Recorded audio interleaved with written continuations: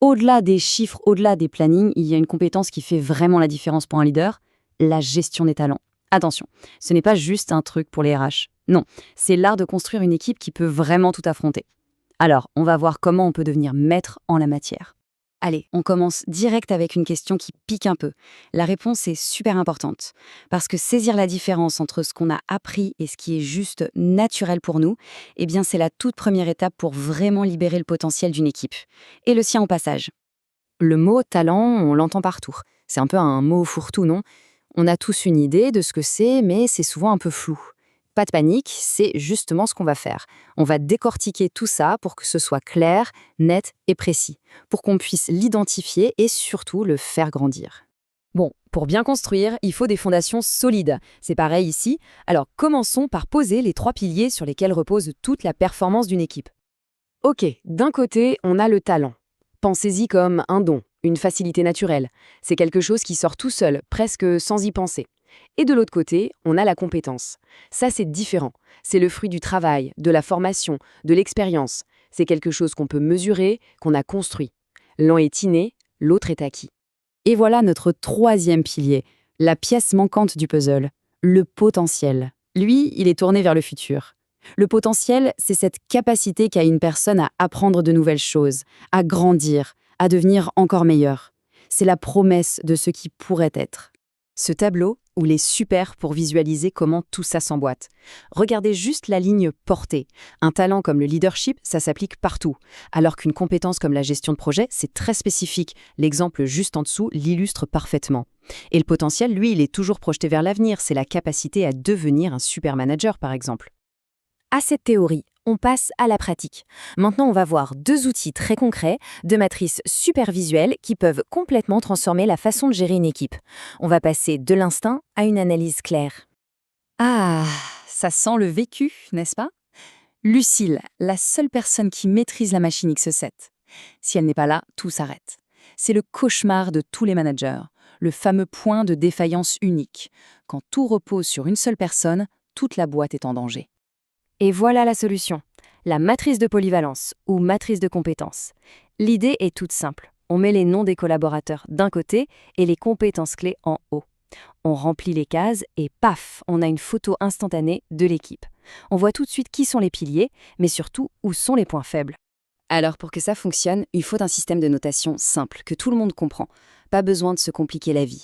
Une échelle de 0 à 4 fait très bien l'affaire. Le but ultime, le Graal, c'est d'atteindre le niveau 4. Ça veut dire qu'on est tellement expert qu'on peut former les autres. Et là, la compétence est vraiment sécurisée pour l'équipe. Ok, on a notre carte, c'est super. Mais est-ce que toutes les compétences se valent? Évidemment que non. La question stratégique, la vraie, c'est lesquelles sont tellement importantes qu'il faut les protéger à tout prix. Et pour répondre à ça, bam, 2e outil, la matrice criticité/rareté. C'est très simple. On a 2 axes. Le premier, est-ce que cette compétence est vitale pour nous? Et le deuxième, est-ce qu'elle est facile à trouver sur le marché du travail? Le but du jeu, c'est de repérer les compétences qui sont dans le carré en haut à droite. Celles qui sont à la fois hyper critiques et hyper rares. C'est là que se trouve la zone de danger. La méthode est simple, en 4 temps.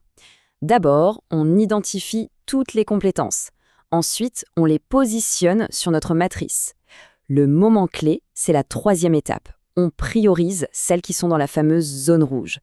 Et enfin, on passe à l'action pour les sécuriser. On forme, on documente, on fidélise. Bref, on protège le savoir. Les matrices, c'est génial pour tout ce qui est quantifiable. Mais l'expérience, l'intuition, le petit truc en plus, comment on met ça dans des cases de 0 à 4? C'est impossible.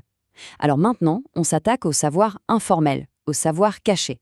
Oui, sérieusement, comment on quantifie des années d'expérience? L'instinct d'un expert, les tours de main qu'on apprend sur le terrain, c'est là que les matrices atteignent leurs limites. Il faut donc un outil d'un autre genre, un outil plus qualitatif. Et cet outil, c'est la carte des savoirs. Alors oui, le visuel peut faire un peu peur, mais l'idée est toute simple. Le but, ce n'est plus de noter, c'est de décrire. Qui sait quoi? Qui va voir qui pour tel problème? C'est un outil essentiel pour ne pas que tout ce savoir informel, cette richesse incroyable, s'évapore le jour où un collaborateur clé quitte l'entreprise. Ce qui est vraiment puissant avec cette carte, c'est qu'elle fait apparaître différentes couches de savoir. Bien sûr, il y a le savoir formel, celui qui est écrit dans les procédures, mais elle met surtout en lumière le savoir tacite, l'expérience, l'intuition, les réflexes et même le savoir critique, c'est-à-dire ces innovations uniques qui sont le véritable avantage concurrentiel de la boîte. Bon, il est temps de tout rassembler. Quand on combine ces concepts et ces outils, on change de dimension. Un manager n'est plus simplement quelqu'un qui distribue des tâches, il devient un véritable architecte. Il conçoit et construit le capital humain de son équipe.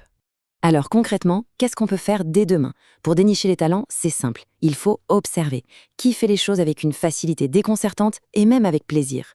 Pour évaluer les compétences, on utilise des méthodes sérieuses, comme des entretiens bien préparés. Et pour le potentiel, on le nourrit. On donne des défis, on propose du mentorat, on pousse les gens à grandir.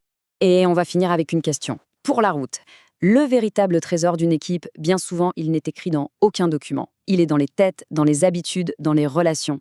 La mission d'un grand leader, ce n'est pas seulement de gérer le visible, c'est de comprendre, de valoriser et surtout de protéger cet immense capital invisible. La vraie question, c'est par où on commence?